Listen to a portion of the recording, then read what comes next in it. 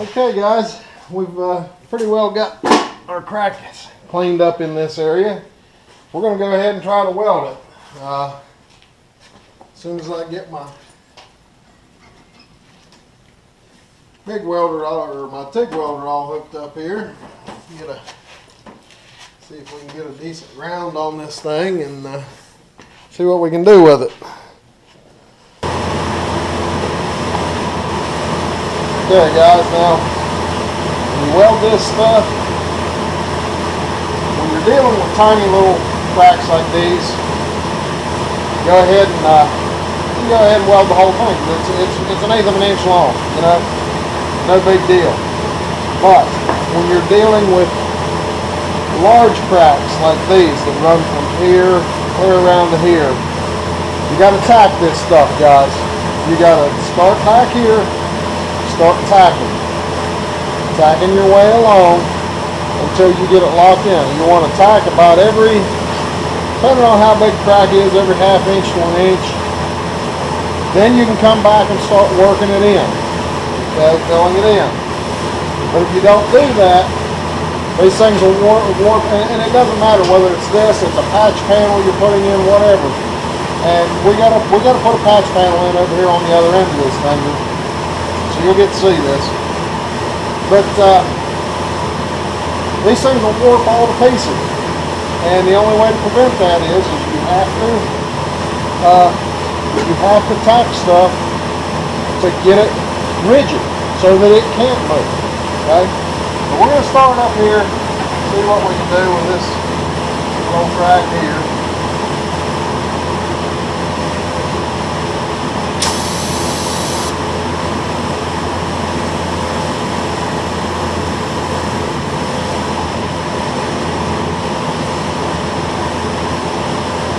That went in very nice. Nice burn through, nice penetration. Actually, my heat's a little high. I'm going to go over here and turn it down. Okay, guys, now when you tack this stuff, start back here, working your way to the open end. You start here and work your way this way, you'll start bunching your metal up, and you'll make a mess of it. You start back here, you tack it, then you fit it again. Hammer dolly it, whatever you got to do to bring it to exactly where you want it. Then you put your next tack in. That's what we're going to do right now. I'm going to put my first tack in. Actually, I'm going to, before I do that, one, I'm going to get this big old sledgehammer over here to get it up where I can work on it. The other thing I'm going to do is, we'll come back here. I don't like the looks of it. We're going to get it to where we do like the looks of it. That looks pretty good right there. So now we're going to put our first tack in.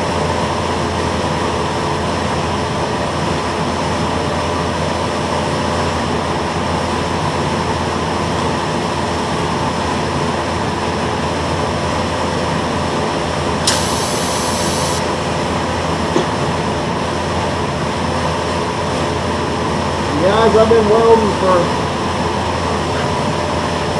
30 years now, and I'm about blind as a bat, so you'll have to excuse some of my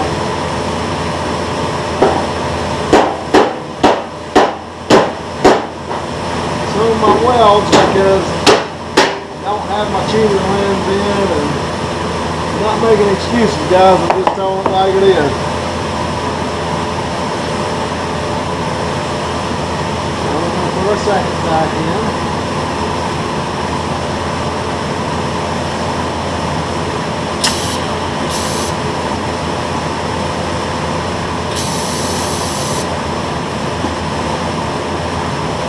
Guys, I haven't seen that. Could even see that.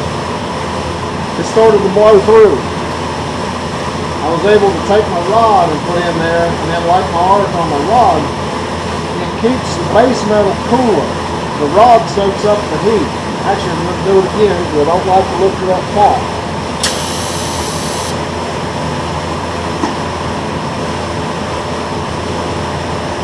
There we go. The second time.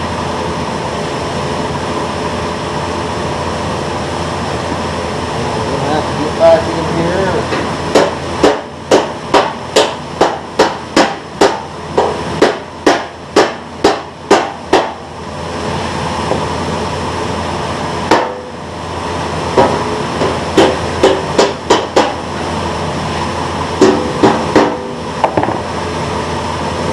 pretty good. Now we're ready for a third tack.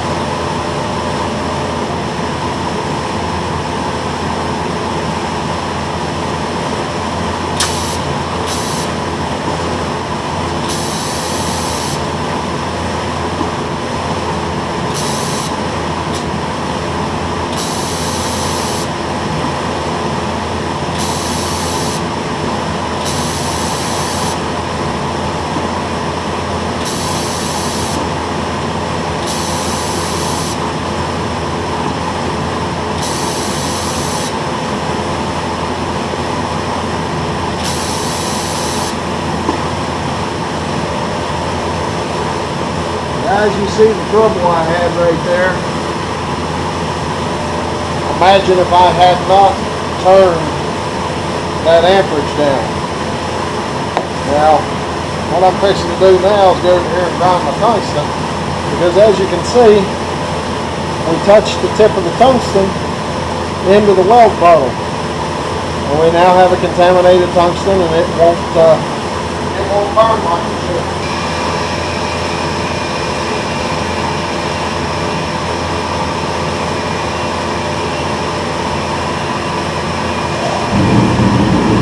Okay, now,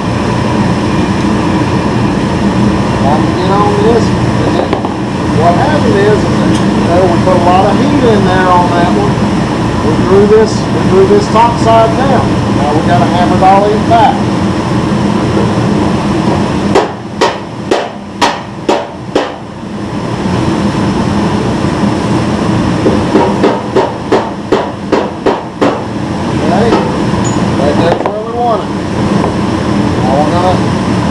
Another tack in. Hopefully this one here will go a little better than the last one. I'm going to put my rod down there and strike on the rod and keep this close.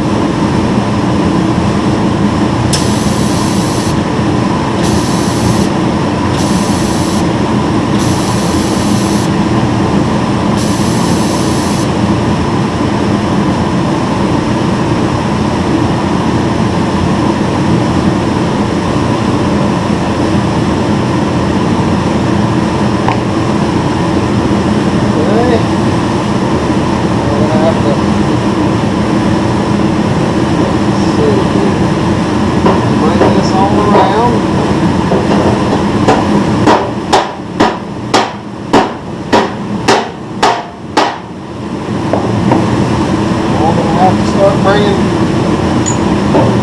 this side around.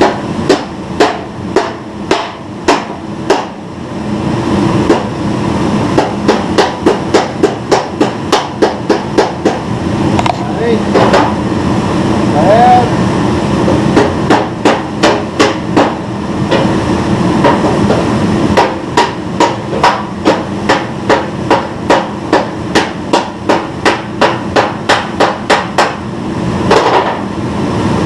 Okay, pretty well got everything up into shape. And another tack.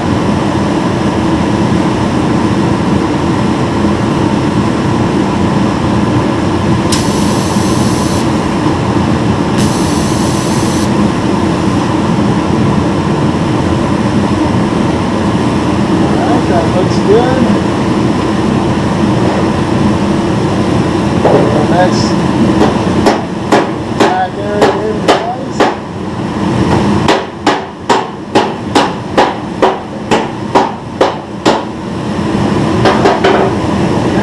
up there,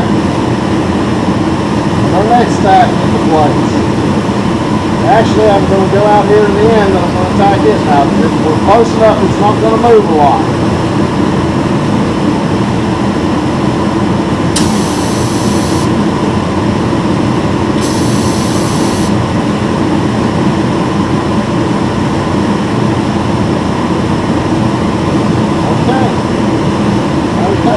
One more tack and we're done, guys, as far as tacking, and that's going to be right here. And you're going to see me try to do this left-handed, and I ain't worth a damn welding left-handed, but we're going to try it, because every now and then you run into a situation where you got no choice.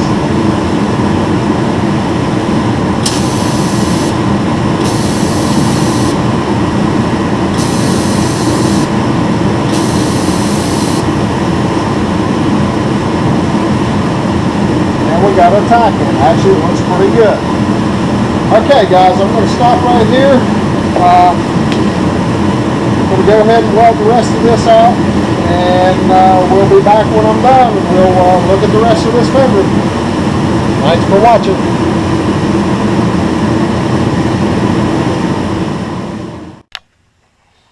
Hey guys, Lucky Larry again. It's the next day. We've got everything all tacked up here, and we're fixing to get started. There was a little bit of stuff that I did want to show you on this as far as the welding sequence, and we'll get to that. Right now, you know, yesterday I mentioned that I had been welding for 30 years. Technically, I've been welding for 40 years. I've been welding 30 years professionally. My dad started teaching me to weld when I was 8 years old, and been doing it ever since. And I know y'all heard me talk about how I was blind as a bat and couldn't see, and didn't have my cheater lens, and making every excuse in the world for what these welds look like, and just kind of telling it how it is. At any rate, today I got my cheater lens, so we're going to get that put in my helmet, and it just slips in here. And for any of you young fellas that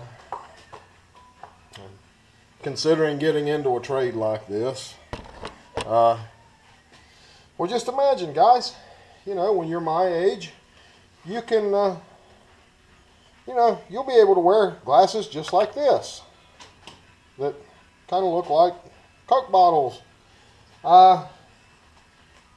And you'll be able to, you know, another benefit of it is you'll be able to sit around and bitch and piss and moan about how your eyes are burned up because of your trade. Now, is it really because of my trade? Hell, I don't know. Most people my age wear bifocals, so I can't really say it, but you know, it gives me the opportunity to bitch, so that's what I do. My granddad done it ahead of me, and my uncle's done it ahead of me, and now me and my cousin do it in this generation. So any of you guys that just really enjoy bitching a lot, well, here's your opportunity. Come on and be a welder. Okay, guys, seriously. Just going on with you there. Now, what I'm going to show you is, and this is what I really wanted to show you today on this particular piece, is we got this all tacked up. Now, when you weld this, do not start out here working your way back in, okay? Because once again, this, you know, we've tacked everything up and it's good and solid, but if you do this, that metal's heating up and expanding all the way. When you get out to here, it's all starting to bunch up, and guaranteed it will not line up. And what you want to do, okay, our crack starts right here, ballpark. You start here and you weld back into that piece. Skip one, come up here, weld back into this piece. Now, if this is a huge area we're welding, we may skip even farther than that. But for this small area, this is what we'll do. Okay, we'll weld this. Skip one, we'll weld this little bit and this little bit right here. Okay, then skip this, weld this.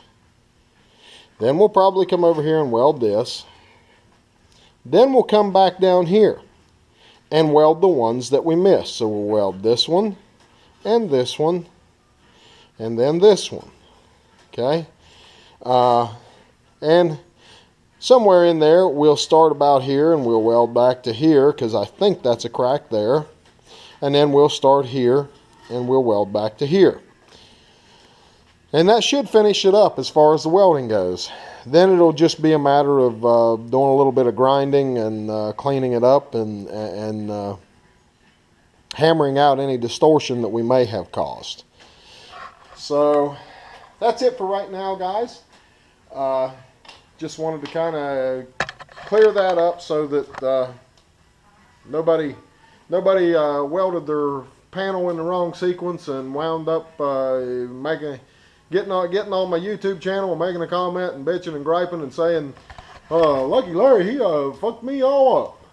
So that's not what we're here to do, guys. We're here to teach you how to do it right. And hopefully that's what you'll do. See you later. Hey guys, I wanted to stop and give my pan was getting hot. It was getting so hot that it was burning my fingers. And I actually wanted to stop and give a plug for somebody and a certain product. The product is this. This is what's called a TIG finger. Okay? You merely slip this on your finger and it's just insulation. Okay? You can lay your finger up there, it really don't matter how hot it gets. You can lay that finger up there for a long time before it's going to get hot enough to cause you any problems. To brace yourself when you're welding, because a lot of times I'm holding my torch like this and working. Well, it gets mighty hot right there. Okay. Now, this particular product, I have no vested interest in selling this, guys. This is sold by a fella, and I'm going to give him a plug for his YouTube channel also, for the simple reason he seems like a good guy. What I've seen of him, I don't know him personally, but he seems like a good guy. What I've seen of him, and he's out here doing the same thing I am. He's trying to educate some people. Okay. And so his YouTube channel is Welding Tips and Tricks. Okay, his name is Jody. That's really about all I can tell you about him. Other than he has a website. I think it's weldingtipsandtricks.com, and I think the store where he sells these is called theweldmonger.com. But look him up on YouTube. He's like I say, he seems like a really good guy. Like I say, just somebody like me out here trying to educate folks a little bit, and figured I'd give him a plug. Thanks a lot, guys.